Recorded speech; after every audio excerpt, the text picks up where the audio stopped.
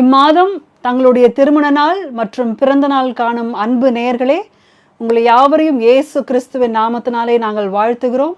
Light of the world ministry சார்பாக எங்கள் அன்பின் வாழ்த்துதலை நாங்கள் தெரிவிக்கிறோம். God bless you. கர்த்தர் தாமே உங்களை ஆசீர்வதிப்பாராக. ஆமென்.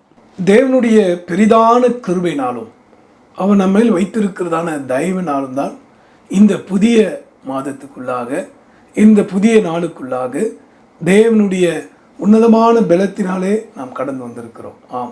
கடந்த 11 மாதங்களாய் கன்னிமணி போல் காத்த தேவாதி தேவன் இந்த மகிமையான நாளிலே நம்மை அழைத்து வந்திருக்கிறார்.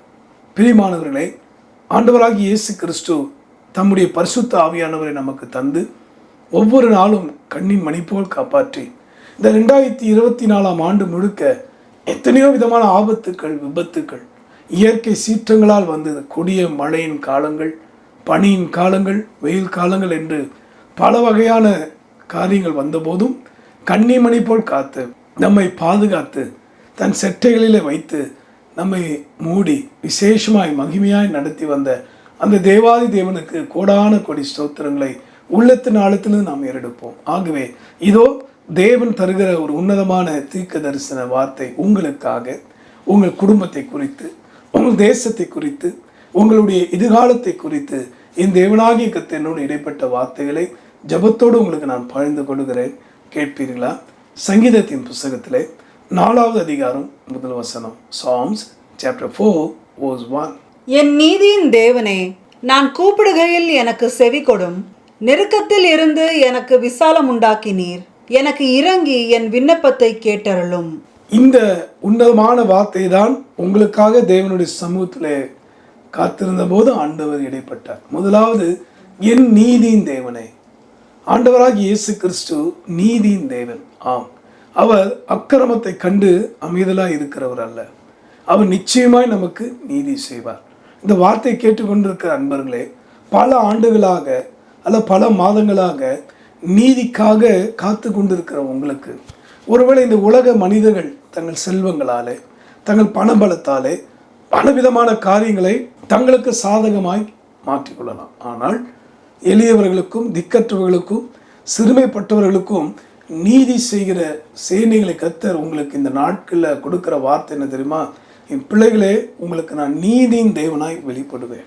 யாரெல்லாம் உங்களுடைய வாழ்வில் அநீதியை மறைவாக அல்லது நேரடியாக உங்களுக்கு தீங்கு செய்தார்களோ அல்லது அநீதியை நடப்பித்தார்களோ, நீங்கள் செய்ய வேண்டியதெல்லாம் மனதார அவர்களை மன்னித்து ஆசீர்வதித்து செவியுங்கள். தேவனுடைய நீதி கட்டாயமாய் வெளிப்படும். அதனால்தான் பக்தர் மிகுந்த உறுதியாக சொல்கிறான், என் நீதியின் தேவனே. அதோடைய பொருள் என்ன? இது வரைக்கும் என் கைகளால், என் மனதார நான் யாருக்கும் அநீதியை செஞ்சதில்லை. ஆகிலும் கூட என்னுடைய வேலை ஸ்தலத்தில், என்னுடைய வியாபார ஸ்தலத்தில் கர்த்தருக்காக தரிசனத்தோடு பாரத்தோடு நான் செய்கிற இந்த ஊழியத்துக்கு விரோதமாய் அநீதியாய் பேசக்கூடியவர்கள் அல்லது அநீதியாய் நடப்பிக்கக்கூடிய மனிதர்களை இந்த கடந்த 11 மாதங்களை நான் பார்த்தேன். ஆண்டவர் இதுக்கு ஒரு முடிவு கட்ட மாட்டாரா என்று ஒரு முடிவுக்காக ஏங்கி கொண்டிருக்கிற உங்கள் அநேகருக்கு கத்த சொல்லுகிற ஒரு தீர்க்க தரிசன வார்த்தை என்ன? நீதியின் தேவனாக அவர் இப்போ வெளிப்பட போகிறாராமே. அந்த நீதியின் சிங்காசனத்தில் வீட்டிருக்கிற சர்வ வல்லவர் நமக்காக இப்போ சிங்காசனத்திலிருந்து எழுந்தருளினார். நம்முடைய தேசத்தில் மிஷினரிகளை நொறுக்கின அல்லது பரிசுத்தவான்களை காயப்படுத்தின அந்த பொல்லாத மனுஷர்களுக்கு என் தேவன் நீதியை சரி கட்டும் மாதம் தொடங்கிவிட்டது. கடந்த வருடமே ஆண்டவர் தீர்க்க தரிசனமாய் சொன்னார், எப்படிப்பட்டதான காரியங்கள் வந்தாலும் தம்முடைய ஜனங்களுக்காக அவர் நிச்சயம் நீதி செய்வார். அதனுடைய செயல்பாடுகள் தான் இப்பொழுது கொஞ்சம் கொஞ்சமாக நீங்கள் வாழ்ந்து கொண்டிருக்கிற அந்த தேசத்தில் வெளிப்பட்டு கொண்டு இருக்கு. நான் சொல்வதை புரிந்து கொள்ளுங்கள். அநீதியை நடப்பித்து கொண்டிருந்தவர்கள் அவர்களுடைய முகத்திரையை கிழிக்க வேண்டிய அல்லது கிழித்து தொங்க வேண்டிய நேரங்கள், காலங்கள் தொடங்கிவிட்டது. என் தேவன் வைராகியமாய் தன் ஜனங்களுக்காக எழுந்தருகிறார். என் தேவன் தம்முடைய பரிசுத்தவான்களுடைய கண்ணீரை துணிதிலே வைத்திருக்கிறார். உங்களுக்காக நான் தேவனிடத்தில் விட்ட கண்ணீரை கர்த்தர் நன்கு அறிவார். நிச்சயம் உங்களுக்கு அவர் நீதி செய்வார். ஆக சந்தோஷமா அந்த நீதியின் தேவனை துதிப்பாடுங்கள். சந்தோஷமா அவருடைய வார்த்தையை நீங்கள் நீதி தவறாமல் நடப்பீர்களானால், பரிசுத்த வேதாந்தத்தில் உள்ளபடியே காரியங்களை எல்லாம் ஜெபத்தோடு மனத்தாழ்மையோடு செய்வீர்களானால், அவர் உங்களுக்காக நீதியின் தேவனாக வெளிப்படுவது நிச்சயம். இதை யாரும் மாற்ற முடியாது. தொடர்ந்து அதே சங்கீதம் 4ஆம் அதிகாரம் முதல் வசனத்தின் 2வது பகுதியை படிக்கலாமா? நெருக்கத்தில் இருந்த எனக்கு விசாலம் உண்டாக்கினீர். நெருக்கத்தில் இருந்த எனக்கு விசாலம் உண்டாக்கினீர். என் அன்பானவர்களை, இந்த பகுதி ரொம்ப அவசியமானது, நாம் சிந்திக்க வேண்டிய ஒரு காரியம். இன்றைக்கு உங்கள் வாழ்க்கையில ஒருவேளை உலக ரீதியான காரியத்தில் ஒரு விசாலம் இல்லாதபடி இருக்கலாம். ஒரு சிறிய வீட்டில் நீங்கள் இருக்கலாம், ஒருவேளை அது வாடகை வீட்டாக கூட இருக்கலாம், அது ஒரு சொந்த வீடாக இருக்கலாம், காரியம் இருக்கட்டும். இங்கே சொல்லப்பட்டிருக்கிறது, நெருக்கத்தில் இருந்த எனக்கு விசாலம் உண்டாக்கினி. இன்னும் ஒரு அற்புதமான ஒரு அறிக்கை பார்த்தீங்களா? இந்த நாளிலிருந்து உங்களுக்கு அந்த விசாலத்தை உண்டாக்க போகிறார். இதோட அர்த்தம் என்னன்னா, இது வரைக்கும் நீங்கள் என்னென்ன வகையில் நெருக்கப்பட்டீங்க? வியாதியினால நெருக்கப்பட்டிருக்கிறோம் இல்லையா? பொருளாதார நெருக்கடினால பல தேசங்கள் நெருக்கப்பட்டு கொண்டு இருக்கு. இன்னும் பலருடைய குடும்பம் மீண்டு வர முடியாதபடிக்கு வேதனையினால, வழக்குகளாலே, தேவையற்ற வழக்குகள். ஆவியான சொல்றாரு இதே வார்த்தையை, தேவையற்ற வழக்குகள் அல்லது தேவையற்ற அலுவலர்களை உங்களை சிக்க வைத்து உங்கள் வாழ்க்கையில் உங்களை சங்கடப்படுத்தின மனுஷர்களை கையிலேருந்து கத்துன உங்களை விடுவிக்கிற நேரம் காலம் வந்துட்டு, நெருக்கப்படுகிற காலங்களில் விசாலம் உண்டாக்கினீர். பிரியமானவர்களே, வியாதியினால் நெருக்கப்பட்ட நேரங்கள் எல்லாம் சுகம், ஆரோக்கியம் என்று கொடுத்து நம்மை விசாலமாக நம்மை நடத்த போகிறார். இது வரைக்கும் இல்லாத ஒரு விடுதலையை உங்கள் இல்லற வாழ்க்கையில், உங்கள் தனிப்பட்ட வாழ்க்கையில், ஊழிய பாதையில் முகமுகமாய் பார்க்க வேண்டிய காலங்கள் உண்டு. ஆனால் தெரிந்து கொள்ளுங்கள், அன்றையும் கிறிஸ்து இயேசுவுக்குள் பக்தியாக நடக்கிற யாவரும் துன்பப்படுவார்கள் என்று வேதம் சொல்லியிருக்கு. ஆனால் அப்படி துன்பப்படுகிற, நெருக்கப்படுகிற மக்களுக்கு தான் கர்த்தர் வாக்கு தந்தார் தெரியுமா? நீதிமான்களுக்கு வருகிற துன்பங்கள் அநேகமாக இருக்கும், அவை எல்லாவற்றில் நின்று கர்த்தர் அவனை விடுவிப்பார். என்ன ஒரு அற்புதமான தேவன் பார்த்தீங்களா? அப்படியே விட்டுட்டு போயிட மாட்டாருங்க. தகப்பன் கைவிடலாம், பெற்றோர் கைவிடலாம், நண்பர்கள் கைவிடலாம், என் தேவனாகிய கர்த்தர் கைவிடவே மாட்டார். நெருக்கப்படுகிற உங்களுக்கு அவர் விசாலம் உண்டாக்கினார்.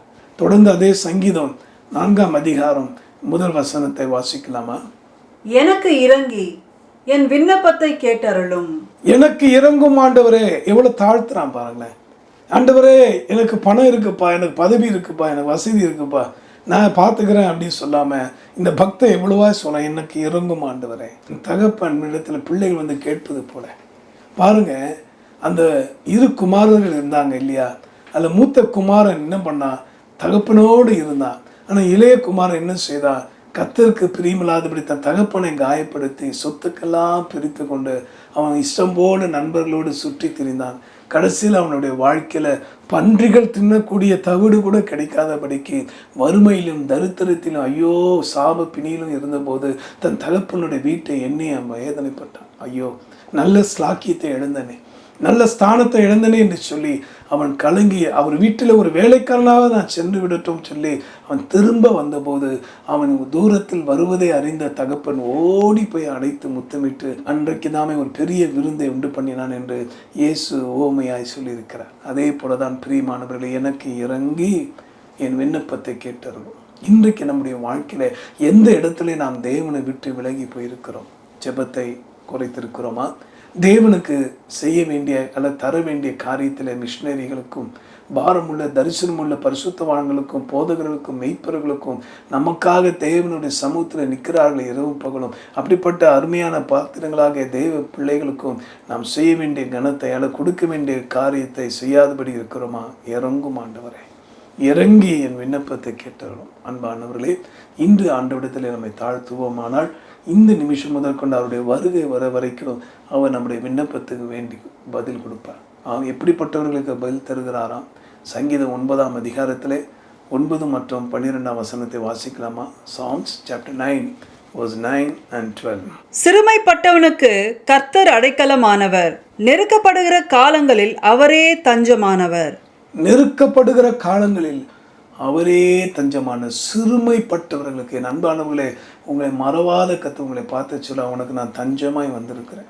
கடைசி வரைக்கும் உனக்கும் உன் பிள்ளைகளும் உன் பிள்ளைகளுடைய பிள்ளைகளுக்கும் நான் தஞ்சமாய் வருவேன், நீ பயப்படாதே. இதே தேவன் சங்கீதம் 9ஆம் அதிகாரம் 12ஆம் வசனத்தில் என்ன சொல்லுகிறார் தெரியுமா? இரத்த பழிகளை குறித்து அவர் விசாரணை செய்யும் போது அவைகளை நினைக்கிறார், சிறுமைப்பட்டவர்களுடைய கூப்பிடுதலை மறவார். உங்களை மறவாத தேவன் உள்ளங்கையில் வருந்து வைத்திருக்கிறார். தகப்பன் தாய், பிள்ளை, உற்றார் உறவினர் மறந்தாலும் நம்ம இமையளவும் மறவாத தேவன் உங்களோடு இருக்கிறார். ஆக சிறுமைப்பட்ட உங்கள் காலங்களை, நெருக்கப்பட்ட உங்கள் நேர காலங்களை, அல்லது பல வகையிலும் எளியவர்களாக இருந்து நீங்கள் கூப்பிட்டு வேதனைப்பட்டு கூப்பிட்ட நேரத்தை எல்லாம் என் தேவனாகிய கர்த்தர் மறக்கவில்லை. கட்டாயமாக பதில் எடுப்பார். கூப்பிட்ட எனக்கு பதில் தந்தீரையா என்று பாடி துதிப்பது போல அந்த தேவாதி தேவனுடைய முகத்தை நாம் நோக்கி பார்ப்போமா? சொல்வதை மனதில் வைத்துக் கொள்ளுங்க. நிச்சயமாய் அவர் நீதியின் தேவனாய் வெளிப்படுகிற நாளும் காலமும் தொடங்கிவிட்டது. அவர் மகிமையின் ராஜாவாய் வரப்போகிறார். மத்திய ஆகாயத்தில் நியாயம் தீர்க்க ராஜாதி ராஜா வரப்போகிறார். அந்த நியாய தீர்ப்பு நாளிலே நீங்களும் நானும் சிக்கி விடாதபடி தப்பித்துக்கொள்ள இதோ ஒரு அருமையான வாய்ப்பு. அந்த நீதியின் தேவனை நோக்கி கண்ணீரோ கூப்பிடுங்க. உங்கள் நெருக்கப்படுகிற அல்லது நெருங்கிய போராடுகிற உங்கள் வாழ்க்கையில் உள்ள எல்லா பிரச்சனையும் அவர் மாற்றி போடுவார்.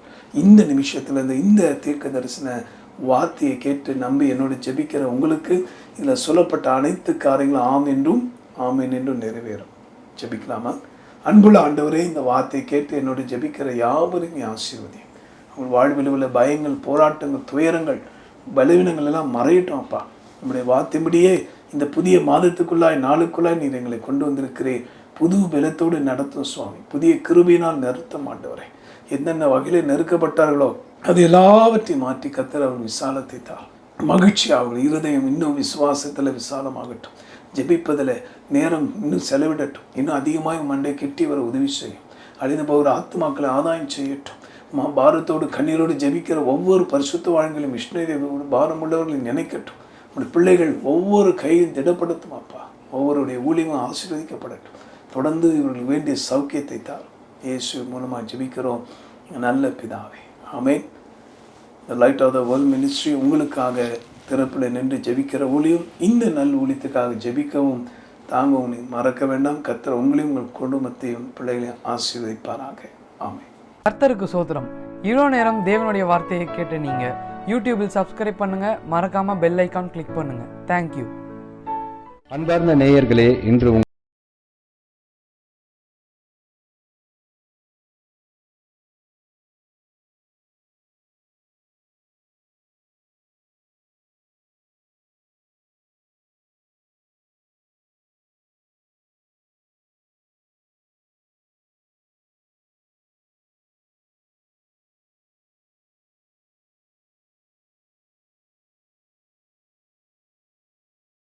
மூன்றாவது தெரு, 14வது செக்டர், KK நகர், சென்னை 78.